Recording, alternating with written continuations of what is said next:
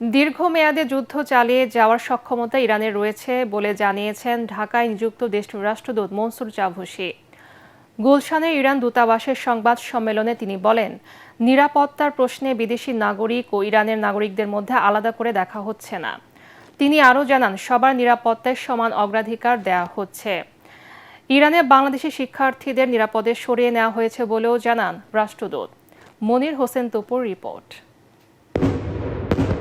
যুক্তরাষ্ট্র ও ইসরায়েলের লাগাতার হামলায় এখন পর্যন্ত ইরানে শিশু নারী সহ ৮০০ জন মারা গেছেন। তার জবাবে দীর্ঘমেয়াদে এই যুদ্ধ ইরান চালিয়ে যাওয়ার সক্ষমতা রাখে বলে জানিয়েছেন ঢাকায় নিযুক্ত দেশটির রাষ্ট্রদূত মনসুর চাভুসী। ঢাকায় ইরান দূতাবাসে সাংবাদিকদের তিনি এ তথ্য জানান। ইরান সর্বশক্তি দিয়ে এই যুদ্ধ চালিয়ে যাবে যতক্ষণ না আমেরিকা শান্তির পথে আসে। প্রতিবেশী দেশে আমেরিকানরা যেখানেই থাকুক, আমরা তাদের টার্গেটে পরিণত করব। তিনি বলেন, চলমান পরিস্থিতিতে সবার নিরাপত্তা নিশ্চিত করতে চায় ইরান।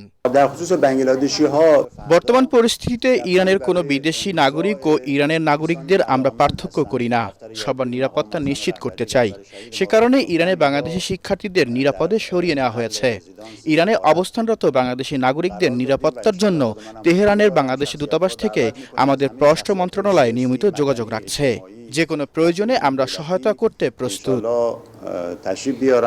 ইরানের সর্বোচ্চ নেতা শহীদ আয়াতুল্লাহ আলী খামেনির প্রতি শোক জানাতে ঢাকার ইরান দূতাবাস আগামী দুদিন সর্বসাধারণের জন্য উন্মুক্ত থাকবে বলেও জানান রাষ্ট্রদূত। মনির হোসেন তপু, এটিএন বাংলা, ঢাকা।